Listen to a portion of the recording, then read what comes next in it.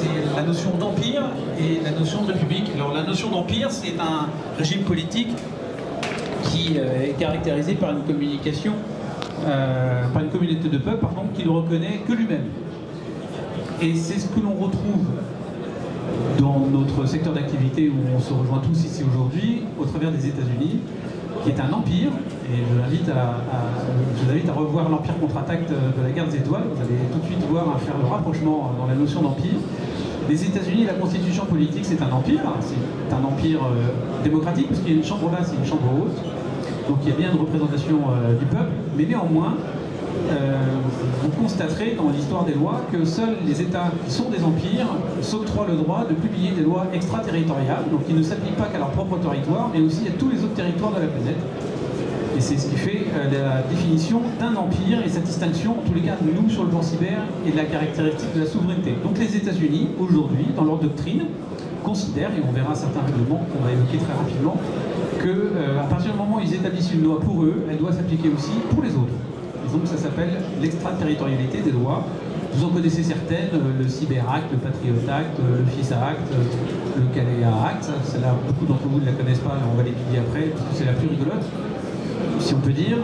Et depuis quelques jours, depuis le 20 janvier pour ainsi dire, on a un acteur qui dynamise énormément la notion de souveraineté et qui bouscule un petit peu le politique européen. C'est plutôt pas mal parce que l'Europe considère que la souveraineté elle est acquise de fait et qu'il ne faut pas se battre pour l'avoir.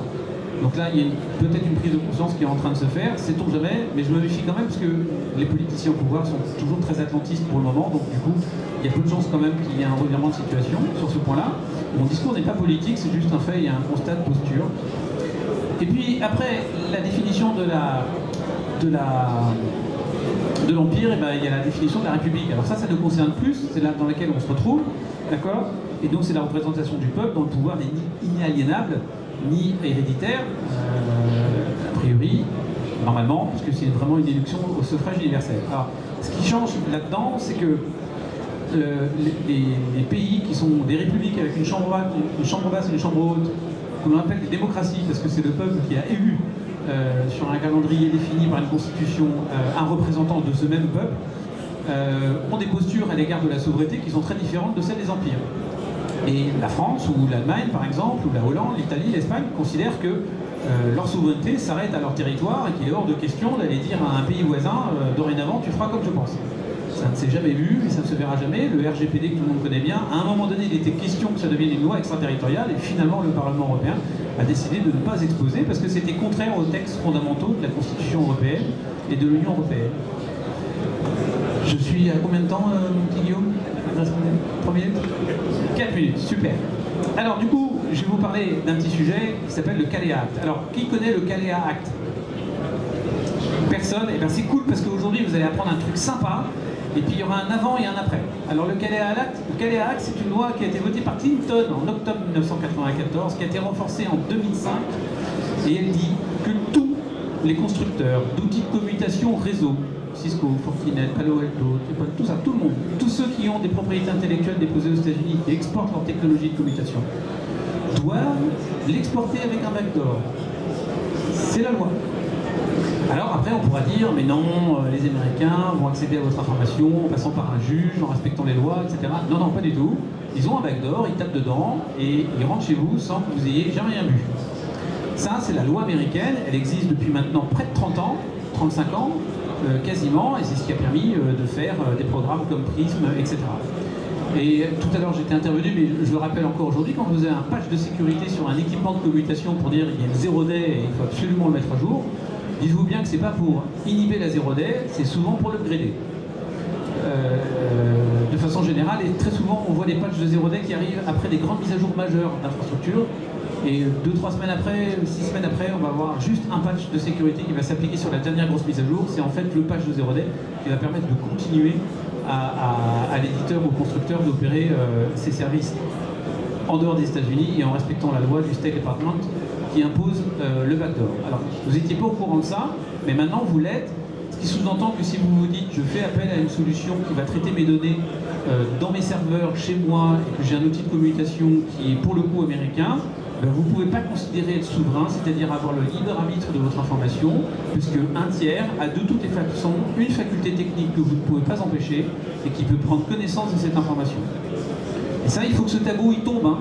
Les Américains ont beau être nos alliés, dans l'intelligence économique, ce sont probablement avec les Chinois nos pires ennemis, parce que eux, ils savent valoriser la donnée qu'on produit, ils savent valoriser notre savoir-faire immatériel, et du coup, c'est un vrai enjeu business pour eux. Nous, on ne sait pas du tout le faire, donc on s'en fiche, et comme on se pense qu'on n'a pas d'autre alternative, on ne va pas aller chercher des outils qui seraient potentiellement sans backdoor. Il y en a, évidemment, beaucoup, c'est là où vous devez faire appel à des agences comme la nôtre, on pourra vous expliquer qui est derrière qui, mais ça ne suffit pas non plus d'être une société suisse pour dire je suis souverain, je pourrais être suisse mais avoir des financements russes et avoir des ingénieurs turcs. Là, pour le coup, je serais davantage soumis à l'empire turc qu'à l'empire russe, parce que les deux sont des empires. La Fédération de Russie est un empire, la constitution d'origine de 1902 n'a pas été changée. Et ça fait de cet État la possibilité pour les dirigeants de dire bah, je m'octroie le droit d'aller dans un autre pays pour y faire quelque chose que le pays n'autorise pas forcément. Ça nous amène à introduire Nofal, qui va vous présenter la solution Privatiscus, que nous avons labellisée.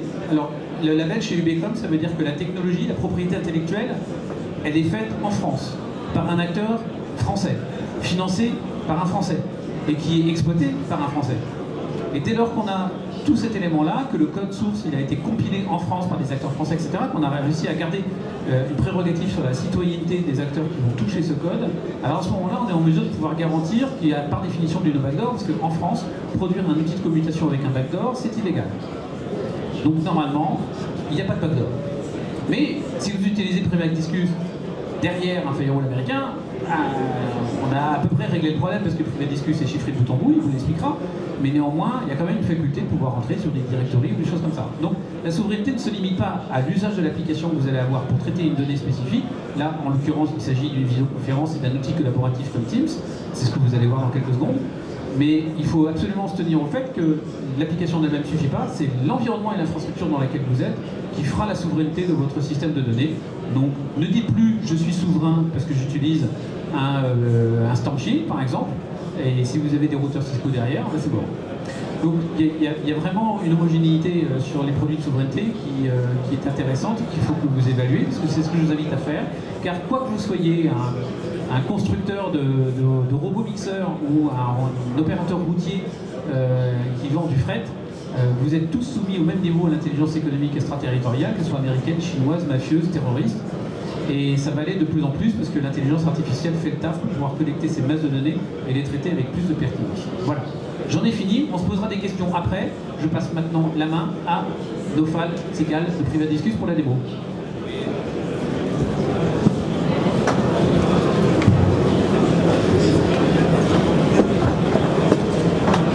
Bonjour à tous. Alors, comme l'a dit France, avoir une solution française avec un backdoor est illégal. Donc, on espère être dans l'illégalité en développant la solution Privatiscus qui offre une solution de messagerie instantanée et de visioconférence qui remplace ces solutions-là. Donc, on a dit les logos ou l'image parlent mieux que les mots. Donc, on remplace le spectre fonctionnel d'un Teams, Zoom, avec Skype dans le spectre fonctionnel de visioconférence avec bien évidemment des visios, des webinaires jusqu'à 200, des webinaires jusqu'à des milliers de personnes. Vous pouvez avoir toutes les fonctionnalités d'enregistrement, de streaming, de chat, de vote, de rapport, de tableau blanc, etc. Donc, il ne manque rien en termes fonctionnels de l'application. On remplace également l'usage de WhatsApp dans le domaine professionnel. On le sait tous, on a un WhatsApp avec un client ou un fournisseur où on s'envoie des messages. Donc on peut remplacer ce cas d'usage également avec nos applications mobiles. Et puis on a pensé Privatiscus non seulement comme un outil de communication sécurisé, mais également comme un outil collaboratif. C'est-à-dire qu'il y a de la visioconférence, il y a de la messagerie, mais on a d'autres modules collaboratifs qui sont à activer ou désactiver selon bien évidemment vos besoins. Alors, quelle est la particularité de Privatiscus? Au-delà bien évidemment d'être une solution française souveraine, nous on a une deuxième promesse qui est le on-premise. C'est-à-dire que nous avons une offre SaaS où on offre nos solutions hébergées chez OVH et chez Online de deux plus gros hébergeurs français. Et en plus de ça, on peut proposer la solution on-premise sur les serveurs de nos clients. C'est-à-dire que vous avez la data, vous avez le soft, vous avez le contrôle, vous avez la partie monitoring, vous pouvez administrer la solution, vous savez exactement ce qui rentre et ce qui sort dans Private Discuss. Ce qui veut dire qu'on est une solution souveraine. La solution elle est chiffrée de bout en bout. Donc non seulement elle est hébergée chez vous, mais en plus de ça, on met tout en place techniquement pour sécuriser vos communications confidentielles. Donc, alors bien évidemment, tout le monde dit chiffrement de bout en bout, mais le chiffrement, il y en a et on a. Donc il y a chiffrement de bout en bout, nous n'avons pas des clés centralisées. Donc que ça soit au niveau de Private Discuss, que ça soit au niveau des organisations de nos clients, au niveau de l'utilisateur, c'est des clés qui sont dynamiques, qui sont générées aléatoirement à chaque visioconférence, à chaque communication que vous allez avoir. Et donc le temps, si un pirate veut pirater vos données, on ne lui donne même pas le temps pour aller chercher l'information. On a un double chiffrement, etc. Donc on a plusieurs mécanismes. Alors je n'irai pas dans le détail vu le temps imparti et on voudrait bien vous faire une démo également de la solution. La solution, alors je finirai juste par deux mots. Un, elle est proposée également en marque blanche. Donc on enlève notre logo, nos couleurs, etc. pour que ça soit souvent en télétravail quand on était chez nous, on ouvre le PC, on ouvre Microsoft, Zoom, Teams, mais on travaille chez qui? Donc là, l'image de marque elle est très importante et donc on a le logo de notre entreprise, on sait qu'on travaille pour cette entreprise-là. La deuxième, c'est on a une technologie propriétaire et ça c'est très important parce qu'on peut être Private Discuss mais à base de, je ne sais pas, une solution open source comme Jitsi ou autre. Et ça revient à ce que disait France, même ces solutions open source qui sont faites par des communautés, parfois même des entreprises, parce que les solutions open source, c'est pas le public, hein, c'est des entreprises qui sont derrière, souvent qui sont d'ailleurs américaines et qui sont sous le Cali Act. Donc quand on prend un Jitsi ou autre, voilà, on peut se poser la question. Maintenant, si déjà un outil, pourquoi changer? Alors pour plusieurs raisons. La première, alors on peut bien évidemment faire un remplacement des outils Red Flag selon bien évidemment le contexte, le secteur d'activité dans lequel vous êtes, etc. Donc un remplacement total d'un Zoom, Teams, etc. Et donc là, on est en franc avec ces solutions. Remplacement même de Skype, qu'on fait beaucoup actuellement parce que le sunsetting de Skype c'est pour octobre 2025. Donc toute société qui est en Skype aujourd'hui, ils ont choisi Skype pour le on-premise, pour avoir une solution chez eux qui n'est pas sur les réseaux AWS, Azure, Google ou autres, même si parfois ils disent que l'hébergement il est européen, mais voilà, je mettrai trois petits points de suspension derrière. Donc on vient en remplacement de ces solutions-là. Le deuxième cas d'usage, c'est qu'on vient en complément. On n'est pas toujours là pour remplacer, mais souvent pour compléter. Compléter comment? Avec des cas d'usage qui sont bien ciblés, bien spécifiques. Premier cas d'usage par exemple, c'est le PCAPRA. Toute société qui est ISO 27000 ou qui, dans son PCAPRA, doit avoir une solution de communication au cas où Zoom et Teams, ce qui arrive dans certains jours, se doivent d'avoir une solution de communication alternative. Deuxième cas d'usage, c'est la gestion de crise. Maintenant, quand on a un ransomware par exemple dans les boîtes, et vous savez combien de ransomware les sociétés ont vu ces derniers temps, le ransomware il est rentré par où? Par le mail, par nos solutions de communication, et donc il faut avoir une solution alternative de gestion de crise, que ça soit dans une infrastructure déployée chez le client ou dans notre infrastructure SaaS qui est totalement indépendant de son infrastructure. Je parlais tout à l'heure du remplacement, on va dire, de WhatsApp ou de Signal, Telegram, etc. en communication sécurisée, et donc là c'est de la messagerie, et c'est plutôt de la communication C-level. Pour avoir une communication de la messagerie, appel audio-vidéo. Et donc là, on remplace également. Et puis avec une promesse, rapidité de déploiement. Pas de conduite de changement parce que l'alternative est très intuitive. Et puis la possibilité de l'intégrer avec des outils existants. Et ça, c'est très important. L'objectif, ce n'est pas de venir et tout redémarrer à zéro. On peut se connecter avec un annuaire utilisateur avec du SSO. On peut se connecter avec des outils cyber pour faire de la remontée des alertes, des notifications, etc. Donc ça, c'est possible également. Et sans trop tarder, je prendrai les 2 dernières minutes. Je vois Guillaume qui tient l'heure. Hop. Je vais faire comme ça. Et vous repartagez mon écran. Juste. Donc l'interface c'est celle-là. Pourquoi on la présente? Parce que souvent quand on pense à une solution cybersécurisée, on pense à des choses compliquées. on pense à ah oula, il me faut une clé pour se connecter, il faut une carte à insérer sur le PC, il faut un VPN, il faut une solution de chiffrement. Quand on pense cyber, on pense compliqué. Ce n'est pas notre ADN et ce n'est pas le chemin qu'on a pris. On a pris vraiment le chemin de l'expérience utilisateur, du parcours utilisateur, pour que ça soit le plus simple pour l'utilisateur final. Ce n'est pas une solution qui sera utilisable par les DSI, RSSI, c'est une solution qui va être utilisée par tout le monde dans une société. Et donc la simplicité d'usage, l'ergonomie doit être là. Donc l'objectif, c'est simplement vous montrer l'interface. On a la messagerie directe, on a les chaînes de discussion, j'en ai créé une juste pour faire des tests. On peut bien évidemment se partager du texte, des documents, passer des appels audio, vidéo, etc. On peut planifier une visioconférence, on peut planifier juste rapidement et la rejoindre. Pour vous montrer la simplicité d'usage, et pas télécharger des outils desktop pour se connecter. Non, je clique sur un lien, un bouton vert et je suis dans ma visioconférence. Et on va très rapidement, micro-caméra, partage d'écran et tout en haut les différents modules qu'on a. Chat, rapport, vote et enregistrement, streaming, etc., etc. Voilà, donc ça c'est l'interface et l'ergonomie qu'on voulait simplement vous montrer. Bien évidemment, c'est disponible sur web, sur desktop, sur mobile, sur les applications Android, iOS et web. C'est fini, c'était Je vais dire deux choses qu'il a oubliées, c'est que c'est la seule solution anti-deepfake du marché, qui a été développée suite au casse de Hong Kong. Donc on a un exécutif qui peut donner un ordre exécutif qui sera enregistré, vérifié et authentifié par l'utilisateur. Donc l'utilisateur aura la capacité de vérifier que le donneur d'ordre est bien son exécutif et qu'il est réglo pour pouvoir le faire. C'est assez simple à démontrer. Ça, il n'y a pas d'équivalent. Et la deuxième chose, c'est que c'est la seule solution que je connaisse qui permet d'avoir une visio à table, sur son desktop, et de basculer sur son téléphone mobile sans coupure et de pouvoir continuer sa visio. Les exécutifs, ils adorent ça. Merci France. Et là, c'est un témoignage d'un de nos clients. Hop, je me remets dans la présentation et voyez. Bonjour à tous. Bien souvent, on a des éditeurs qui proposent des produits. Donc en fait, moi je fais partie de la société Sodern, en fait, qui est rattachée à Ariane Group. On a un besoin interne de définir une solution en fait, qui soit propre à ce que représente l'entreprise.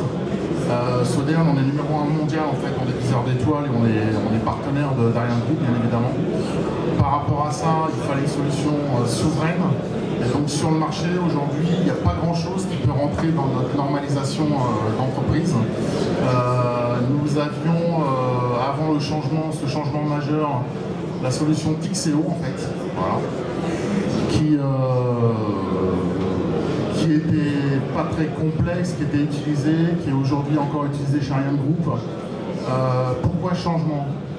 Changement de par la sécurité des données en fait, les échanges, le chat, la partie visioconférence et bien évidemment l'ergonomie, comme vous avez pu le voir, il y a sûrement des gens qui sont habitués à utiliser Teams, Skype, ce genre de choses. Et on voit bien que l'ergonomie, elle est faite de beaucoup de modules. Et l'avantage que nous, on a trouvé sur l'étude de la solution que j'ai menée, comme ça, c'est dur. Hein.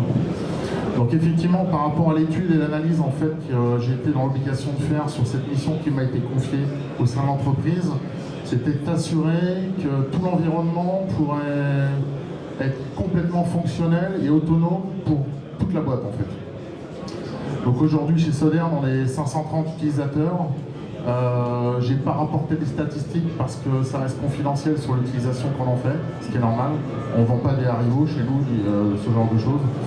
Donc par rapport à ça, on a trouvé vraiment un outil très fonctionnel, sécurisé, en solution on-prem en fait, c'est-à-dire que tout est hébergé chez nous à l'heure actuelle, comme ça on a le contrôle total de ce qui rentre, ce qui sort et de ce qu'on fait. Alors on a un appui effectivement grâce à l'éditeur et grâce à Nafoile en fait, qui nous ont accompagnés tout au long, qui m'ont accompagné sur cette mission. On a nos key users, tout le monde est déployé. On a un nombre impressionnant de visioconférences, même de chat. Pour ceux qui connaissent la solution Tixeo, qui l'ont approché, Quand vous voulez rajouter quelqu'un en chat ou en visioconférence, il faut déjà lui envoyer un mail, il faut qu'il accepte le contact. Une fois qu'il a accepté le contact, il faut créer la visioconférence, il faut qu'il accepte la visio. Et ici, il y a un annuaire qui peut être attaché sur une version LDAP en fait, ou un exchange. Et par rapport à ça, la facilité, si vous avez déjà toute la base de l'entreprise, vous cliquez sur la personne, vous pouvez chatter directement avec elle, l'appeler directement en fait, ou même faire une visioconférence et rajouter du personnel dedans. Ça fonctionne également sur des liens si vous avez, par exemple, vous travaillez avec des partenaires, vous leur envoyez des liens, ils acceptent la visio, un peu comme Teams, ils viennent rejoindre, et la connexion, peu importe où ils se trouvent, elle est sécurisée complètement en fait. Il n'y a pas d'interaction, le chiffrement il est optimal. Donc c'est un bon produit, on a vraiment travaillé en étroite collaboration, on n'avait pas le choix. Il y a une réactivité, je ne suis pas là pour leur lancer des fleurs, mais un groupe comme Ariane Group, c'est déjà pas souvent très simple chez nous. Donc c'était important en fait qu'on ait une problématique, qu'elle soit écoutée, entendue et que les correctifs soient appliqués. Parce que chez nous les key users c'est un peu compliqué et de passer à Tixeo comme solution de private discuss, c'est pas évident et les changements c'est très compliqué dans une entreprise, hein, je vous apprends rien. Donc on avait un réel intérêt de le faire. Aujourd'hui on a fini la validation de la partie SSO, on avait une authentification qui se faisait naturellement avec un nom de domaine, une adresse mail et un mot de passe individuel en fait. Aujourd'hui le SSO a été validé, il nous reste juste une petite fonctionnalité, un petit truc à finir et le projet aura été terminé en 6 mois, 6-7 mois à peu près. Voilà.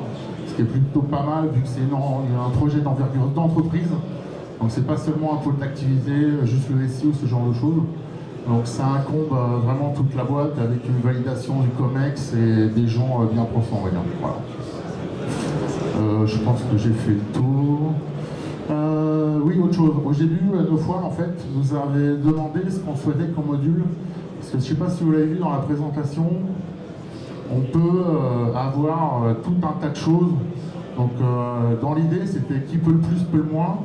Mais chez nous, on a eu la réflexion de se dire, si on en met 14 ou 20 modules, derrière, ça va être très très compliqué à gérer. Donc en fait, ce qui était demandé, c'était le chat, la visioconférence, et c'était déjà très bien. Donc on a rajouté d'autres choses, le tableau blanc, le partage de l'écran, c'est plutôt bien. Et ça suffit amplement. Alors on pourra mettre de l'intelligence artificielle, bien évidemment, ce genre de choses. Ça, c'est chaque entreprise en fait qui peut demander soit un développement particulier en fait à l'entreprise chez Private, soit effectivement des modules qui sont déjà existants. Donc il faut bien décider ce qu'on veut et le changement, s'il doit être fait, c'est, je pense, une étude de cas particulier, l'expression de besoin, voilà. Mais globalement.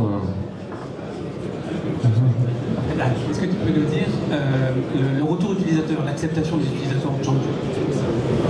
Alors le change c'est compliqué parce que les habitudes ont la peau dure et la vie dure.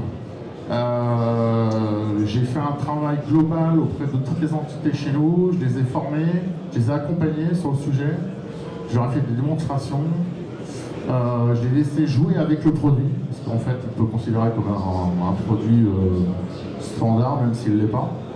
Et j'ai eu au début quelques problématiques liées à des coupures réseau qui n'étaient pas dépendantes de notre part, malheureusement. Donc tout changement amène ces problématiques. Mais à contrario, quand vous comparez Tixeo à Private Discuss, bien évidemment, le changement il est notoire, il est visuel, son utilisation est simple. Les gens ont plus besoin d'envoyer des tonnes de mails, de préparer les visioconférences, ce genre de choses.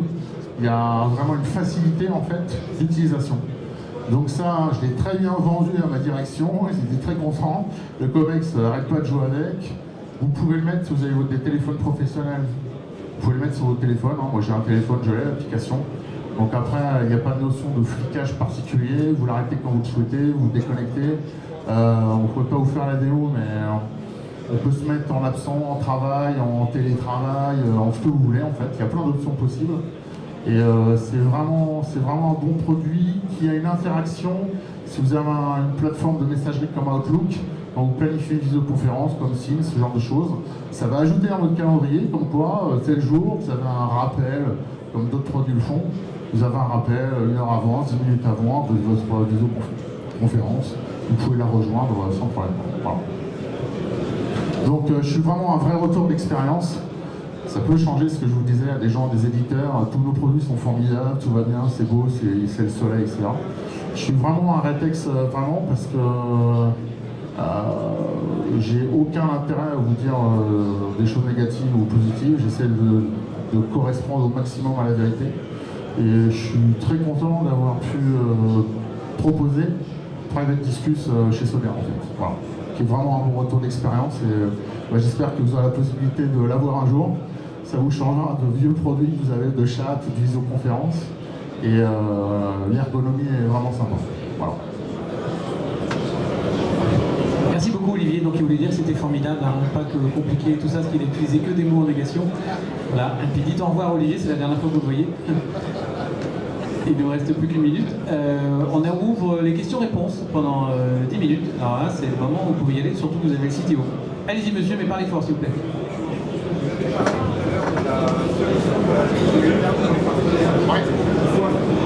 Il faut installer le soft ou il y a quelque chose à installer en particulier? Alors il y a un client. Alors oui, il y a un client lourd. Mais ce qu'il faut savoir, c'est qu'on peut la taper en HTTPS si vous êtes sur un tenant, en fait. Donc en fait, si vous êtes un hébergement de type cloud, en fait, tout simplement, hébergé pour private. Les clients extérieurs qui n'ont pas de client lourd, donc ils reçoivent une URL standard, qui est une URL en HTTPS, et ils viennent taper chez vous, en fait, via l'URL, via les serveurs qui sont en on-prem chez vous. Donc en fait, c'est plutôt bien, on n'impose pas, par exemple, il y a des produits, vous êtes obligé d'avoir chez vous en local pour pouvoir l'utiliser. Là, pas du tout. D'accord, donc ça reprend un peu le style de ce qu'on trouve dans l'administration avec des buttons.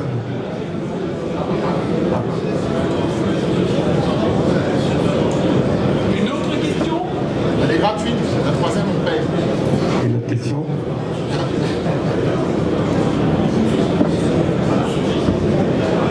Oui, bonjour, merci pour cette présentation très percutante. Je me demandais si vous pouviez développer le cas d'usage de cellules de crise pour des entreprises qui n'auraient pas eu l'excellent réflexe de mettre en place votre solution en mode normal. Comment ça se passe en cellule de crise? Alors, bien sûr. Donc pour la partie gestion de crise, effectivement, c'est un cas, on va dire, d'usage particulier. Donc il y a le avant, pendant et le post-crise. Donc comment on travaille avec nos clients sur cette partie-là? Première chose, en amont, on travaille sur la création des chaînes, des groupes de personnes, qu'est-ce qu'on va communiquer, comment, la mise en place de documentation.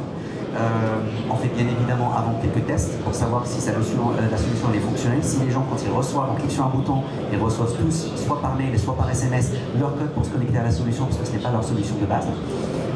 Et puis on leur met à disposition qu'est-ce qu'il faut faire pendant cette crise. Donc checklist, documentation, partage d'informations, etc., etc. Donc ça c'est le avant. Pendant la crise, ils ont une solution de communication qui est indépendante de leur système d'information. Parce qu'on ne sait pas effectivement si c'est une crise cyber. Alors, on ne sait pas, par exemple le cas du ransomware, on ne sait pas d'où est-ce qu'il est rentré. Donc ils peuvent communiquer, ils peuvent passer des appels, ils peuvent faire des visioconférences, des réunions de travail, etc. Pareillement, on planifie. En cellule de crise, on sait qu'il y a tant de réunions par jour pour telle équipe, etc. Donc tout est déjà préprogrammé et les invitations sont envoyées et synchronisées dans l'entité. Et à la fin, une fois on va dire, il y a le pendant de la crise est gérée. À la fin de crise, ce qui est important, c'est de récupérer tous les éléments d'information de gestion de crise pour en faire un rétex derrière. Donc la plateforme, qu'est-ce qu'elle fait? On extrait les chaînes, les échanges, les documents qui ont été échangés, et on les envoie, bien évidemment, aux personnes qui sont déjà destinées à réception de ces éléments, et la plateforme se ferme. C'est-à-dire que les personnes ne peuvent plus accéder à cette plateforme, à la plateforme privée. Tous les accès sont bloqués et on a tout ce qui a été, on va dire, la vie de la gestion de crise est téléchargé et mis à disposition. Donc ce cas d'usage-là, il est fait comme ça aujourd'hui. Et il peut être soit chez nous, c'est-à-dire, voilà, vous ne voulez pas que ça soit dans votre SI, c'est en SaaS chez nous, hébergé sur des serveurs privés dédiés que pour vous, et on sait faire. Et il y a d'autres grandes sociétés qui ont des infrastructures qui sont dédiées pour la gestion de crise, hors leur infra. Et on peut déployer également sur cette infra. J'ai rajouté un truc pour la gestion de crise. Alors, ça peut être hébergé chez vous, mais ça peut être aussi hébergé chez nous. On met à disposition des tenants pour la gestion de crise.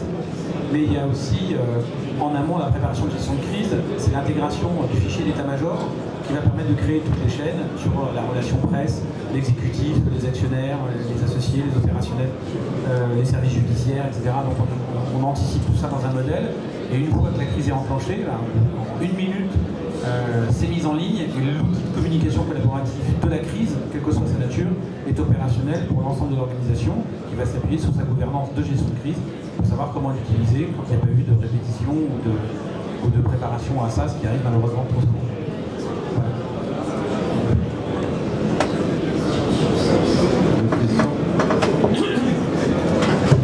Question tout à fait spontanée qui m'a été imposée par un empire ami. Alors dans les fonctionnalités de Private Discuss, moi je suis utilisateur aussi, il y a aussi une fonctionnalité de géolocalisation et une logique de frontière. Ça sert à quoi? Alors, dans Private Discuss, on est parti du principe que la data de nos clients n'est pas enregistrée sur les devices utilisés par nos clients. C'est-à-dire que quand j'utilise l'application sur mon téléphone, un peu plus, ouais, il y a une différence. Donc effectivement, nous quand on utilise Private Discuss sur notre téléphone, vous pouvez tous faire le test. Vous prenez vos téléphones, vous mettez mode avion, vous allez sur WhatsApp, vous avez vos discussions, les documents partagés, vos photos, vous avez tout. C'est-à-dire qu'en passage de frontière, effectivement, dans certains pays, ils demandent gentiment d'avoir le téléphone, le PC et parfois même le code pour accéder pour des raisons de sécurité nationale. Pour Private Discuss, il n'y a rien qui est stocké sur vos téléphones. Vous pouvez donner votre téléphone sereinement, il n'y a rien qui est stocké sur le téléphone, tout est côté serveur, tout est stocké potentiellement sur vos propres serveurs, et donc au passage de frontière, la solution ne contient pas d'informations. Et en plus de ça, pour certains clients qui disent « oui, mais moi, ils me demandent le téléphone, mais parfois, ils demandent le code aussi », donc ils peuvent aller sur la solution. On a également une solution comme pour les banques. Quand on vient le matin pour mettre le code pour ouvrir la porte, il y a 2 codes. Il y a le premier code qui ouvre la porte et le deuxième code qui ouvre la porte, mais qui envoie un petit message aux autorités. Là c'est pareil, on a un premier code qui ouvre la solution et qui vous permet de l'utiliser, et un deuxième code qui ouvre la solution, et là on est dans un environnement, ce qu'on appelle de honeypot. C'est-à-dire que vous avez des conversations bidons, bonjour, comment ça va, on va manger, etc. Donc un environnement où il n'y a aucune information confidentielle qui vous concerne. Donc vous avez fait le job de leur donner l'appareil, ils peuvent accéder à l'information, mais ils accèdent à rien. Et en parallèle à ça, ils ont déjà envoyé une notification à votre service informatique pour leur dire voilà, j'ai utilisé mon code, tel utilisateur a utilisé le code, et après ils prennent l'action qu'ils veulent. L'action peut être bloquer le compte de l'utilisateur pour ne laisser accès qu'à on va dire à l'environnement de test où il n'y a pas d'information confidentielle, bloquer le compte carrément pour qu'il ne puisse pas du tout avoir accès à l'information, ou même une suppression totale de l'information même sur les serveurs. Et pourquoi je dis ça? Parce qu'on a aussi quelques PDG de grosses boîtes, quand ils voyagent, on leur prend tout, mais aussi parce qu'ils ont des filiales internationales et ils sont sous le premier acte, le deuxième acte et le troisième acte. Et donc on peut supprimer la donnée des serveurs comme si elle n'a jamais existé. On part du principe que vos données vous concernent vous, c'est vous qui en détenez à la fois la responsabilité et surtout la propriété. Vous pouvez l'avoir si vous voulez, et vous pouvez la supprimer si vous voulez. Et on vous donne cette possibilité.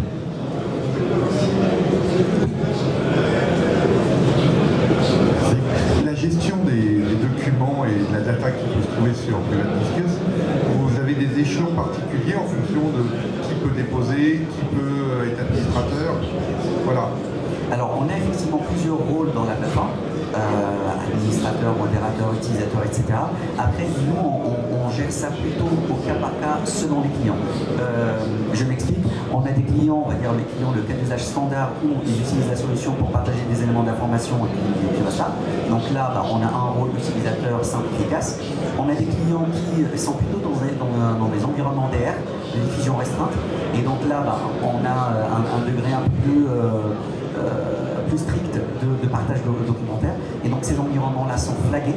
Flagués dans le sens où on met des mécanismes en place pour sécuriser l'information. Que ce soit au niveau du chiffrement de l'information. Par exemple, un document qui est partagé dans un environnement de diffusion restreinte ne doit pas partager la clé. Par exemple, on a une chaîne de discussion, je vous ai mis à disposition un document. Ce document-là, il n'est pas unique et nous, on a la même clé pour pouvoir y accéder. Parce que sinon, j'aurai une clé qui me permet d'accéder à une information dont vous pouvez y accéder vous, et donc potentiellement ça permet d'avoir une escalade de droit sur un autre périmètre dont je ne dois pas avoir l'accès.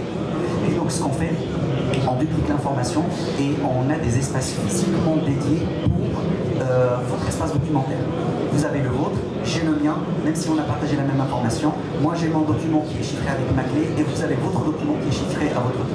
Donc il y a quelques particularités selon l'environnement dans lequel on a déployé la solution pour ajouter des couches de sécurité supplémentaires. Et j'irai même jusqu'au cas où notre plateforme elle fonctionne également sans connexion Internet. C'est-à-dire qu'on a des cas d'usage de clients qui ne sont pas connectés à Internet.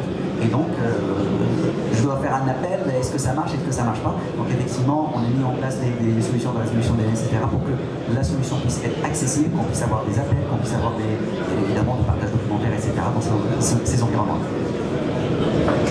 Alors, sur ce sujet qui nous touche beaucoup, nous, chez Ubecom, c'est que le privilège de droit supérieur appartient à celui qui a été à l'initiative du dépôt du fichier, évidemment. C'est pas celui avec qui on l'a partagé qui peut prendre l'autorité sur le document final. Si on veut le détruire et empêcher l'accès, c'est le honneur du fichier qui peut le décider.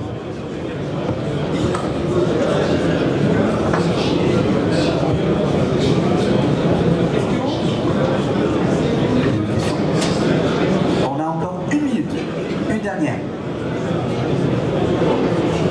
3. Ouais, non. La première vie, c'est... Je peux pas le dire. Ça coûte combien? C'est la bonne. C'est dommage, le directeur commercial n'est pas là. Ah, moi j'avais compris que c'était gratuit du coup. Ah oui. Alors, si j'ai envie de dire, heureusement c'est pas le cas, si c'est gratuit, c'est que vous le produit. Donc on n'est pas sur ce schéma-là, on n'utilise pas les données de nos clients. Les prix sont online, non? Si, on peut en discuter. On a très simplement 2 lignes de prix, une ligne de setup et une ligne de licence. La licence de prix public, c'est 12,50 € par utilisateur et par mois. Après, pour des petites organisations, plus on monte de nombre d'utilisateurs, bien évidemment, le prix il est dégressif. Et puis sur le setup, très simplement, c'est soit un setup simple, on va dire, pas cher, dans le sens où on crée simplement votre organisation, etc. Vous êtes dans votre instance SaaS, soit on déploie la solution chez vous en mode on-prem, et donc là, on vient, on déploie la solution, c'est un accompagnement, il y a un transfert de compétences avec vos équipes, etc. Donc on est très transparent là-dessus, il y a 2 lignes, on n'a pas des schémas de commerciaux, on va dire, compliqués. Et sur le cas d'ailleurs de gestion des crises, c'est plutôt un package parce que la solution, elle est, on va dire, effectivement, elle est dormante. Parce que vous avez déjà votre première solution de communication. Donc c'est un schéma de pricing particulier, dans le sens où vous avez un petit retainer pour qu'on puisse avoir la solution, etc.